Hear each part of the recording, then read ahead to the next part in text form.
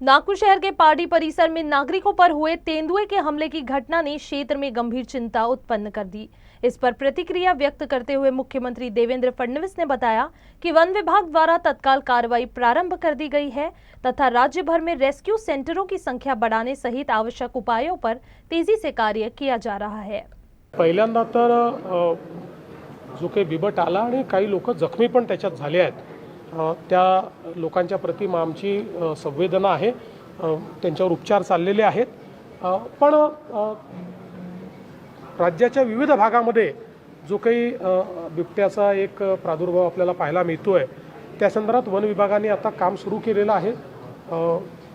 जवळपास मला असं वाटतं 22 बिबटे आतापर्यंत पकडलेले आहेत, मोठ्या प्रमाणात ट्रॅप्स लावलेले आहेत आणि आपण रेस्क्यू सेंटरचं काम हाती घेतलं आहे। एकदा हे रेस्क्यू सेंटर तयार झाले की मग बिबट पकडण्याचा वेग आपल्याला वाढवता येईल आणि आज जी काही एक त्यांची संख्या वाढली आणि विशेषतः जो जंगलातला बिबट आहे त्याच्यापेक्षाही जो शेतातच जन्माला आला, जो उसातच जन्माला आला असा जो बिबट आहे हा जास्त शहराकडे येतो आणि म्हणून त्या सगळ्यांना पकडून त्यांना रेस्क्यू सेंटरमध्ये नेणं या दृष्टीने आता आपण कारवाई करतोय। थोडा कालावधी त्याला लागेल, तोपर्यंत या ज्या काही समस्या येत आहेत त्याच्यावर इफेक्टिव्ह आपण उत्तर शोधतो।